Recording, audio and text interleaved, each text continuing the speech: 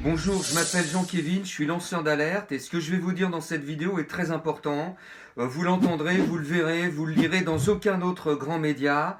Pour la bonne et simple raison, c'est que les grands médias du monde sont complètement noyautés et possédés par des banquiers francs-maçons dans lesquels on retrouve des juifs antisémites qui sont eux-mêmes issus du lobby LGBT Queer Trans+. Nous, on est un groupe d'indépendants. Ça veut dire on est des spécialistes, on a travaillé, on a investigué pendant des semaines, pendant des mois, pour vous dire exactement comment a été créé le virus et pourquoi et comment il s'est propagé aussi vite. Je crois que les gens ont le droit de savoir. Il faut quand même savoir qu'on est à la veille d'une catastrophe apocalyptique sans précédent et à tous les niveaux. Et j'ai bien dit à tous les niveaux. Donc toutes les informations que je vais vous dire dans cette vidéo sont vérifiables en tapant sur internet, tout est vrai. Qu'est-ce qui s'est passé? C'est qu'à l'origine il s'agit d'un groupe de rosicruciens animistes qui se sont formés et qui ont commencé à travailler sur une recherche en s'inspirant de la physique quantique pour élaborer un virus en s'infiltrant directement dans un laboratoire officiel chinois, très exactement qui est placé dans la région du Guangzhou, et ça premièrement les médias ne le disent pas. Et ce laboratoire était dirigé par une Asiatique qui en fait était la maîtresse du mari d'une diplomate sanitaire française. Mais surtout ce laboratoire était financé par des Saoudiens wahhabites.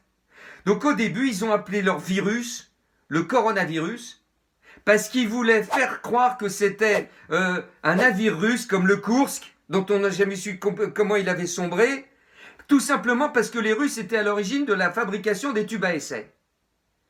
Donc le MI5, qui savait déjà ce qui se tramait, a essayé d'exfiltrer le prince Harry de la famille d'Angleterre en lui faisant prendre ses distances. Ça, c'est à la fin de l'année 2019, avant l'apparition du réseau, et parce qu'il savait que le prince Harry subissait des pressions du FSB russe parce qu'il en sait trop sur le crash du Boeing ukrainien de la Malaysia Airlines.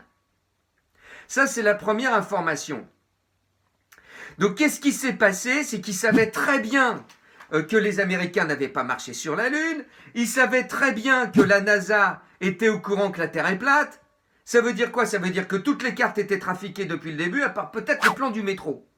Mais ça veut dire aussi que Franck Hamas et Loïc Perron n'ont jamais gagné le Vendée Globe. C'est-à-dire, ils avaient attribué la victoire à Loïc Perron parce qu'ils savaient qu'il était descendant de la famille d'Eva Perón. Et que le Vatican ne voulait surtout pas créer de crise financière, diplomatique ou militaire avec l'Argentine pour ne pas risquer de relancer la guerre des Malouines, une deuxième guerre des Malouines. Et c'est en observant ce phénomène et les réseaux anglais qu'on s'est aperçu qu'il y avait eu une recrudescence depuis plusieurs années des pluies de sauterelles sur des populations noires balancées par des drones américains dans le but unique de retarder le développement durable. Et au début, ils ont essayé de faire croire que c'était à cause du réchauffement climatique qui est financé par Monsanto. Et c'est pour ça que les gens bouffaient des fraises en hiver. Sauf que c'était pas des vraies fraises. Et c'est à ce moment-là que Trump a décidé de construire un mur anti-mexicain, comme par hasard. C'est-à-dire une mexicaire, en fait. C'est-à-dire, ça fait un petit peu comme une moustiquaire, mais spécialement conçue pour les Mexicains. Pourquoi? Parce que l'état-major américain avait dit à Trump que les Mexicains devenaient de plus en plus obèses.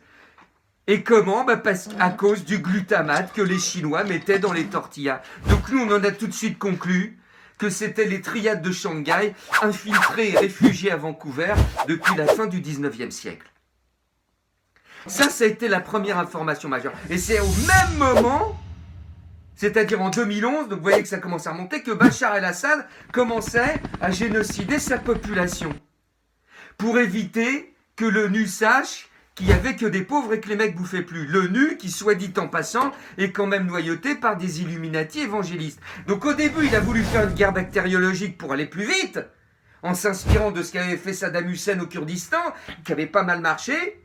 Sauf qu'à l'époque, en 2011, le coronavirus n'existait pas encore. Donc il s'est dit, à ce moment-là, je vais lancer une vague d'attentats islamistes un petit peu partout dans le monde, pour créer ce qu'on appelle une psychose anxiogène, qui est très à la mode en Europe. Et comme par hasard, la psychose anxiogène a eu lieu partout, sauf en Israël et en Biélorussie, pour la bonne et simple raison, c'est qu'ils venaient de passer un accord sur les transactions financières secrètes entre Saint-Barth, Jersey et le Valois-Perret. Et nous, c'est ce qui nous a permis de conclure, et c'était pas sorcier de le comprendre, que la guerre des Balkans avait été financée par les Balkany. Et ça a été dit au procès, sauf que c'est pas sorti dans la presse.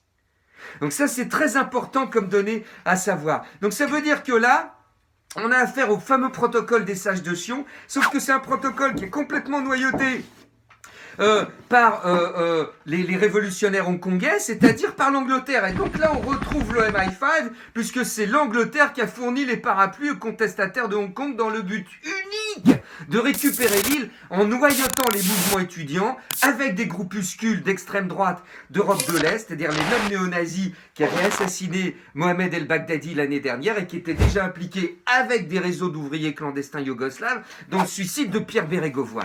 Donc ça, c'est très important. C'est un petit peu comme les Twin Towers, si vous voulez. Maintenant, on sait très bien, preuve à l'appui, depuis des années, qu'il n'y a jamais eu d'avion dans les tours. D'ailleurs, il n'y a jamais eu de tours.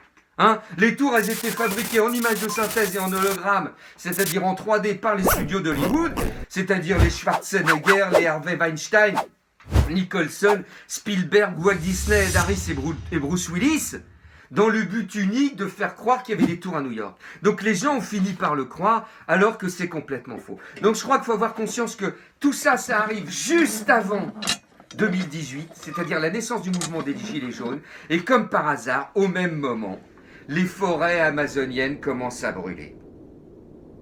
Or, les gouvernements savaient que moins il y aurait d'arbres, moins il y aurait d'allumettes pour foutre le feu aux poubelles dans les manifs. Et quand on sait que les Black Blocs sont infiltrés par le FBI déguisé en sac poubelle, on comprend que c'est le Vatican qui manipule les ondes gravitationnelles parce que ça lui permet de couvrir le procès de réseaux de pédophiles belges qui sont de toute façon, et nous on l'a appris par déduction, financés par les lobbies transsexuels de Colombie. Donc voilà où on en est. Tout ce que je vous dis là est exact, c'est vérifiable sur Internet en tapant dessus. Essayez de propager au maximum cette vidéo et surtout, restez connectés devant des écrans toute la journée, c'est très important. Bonne chance.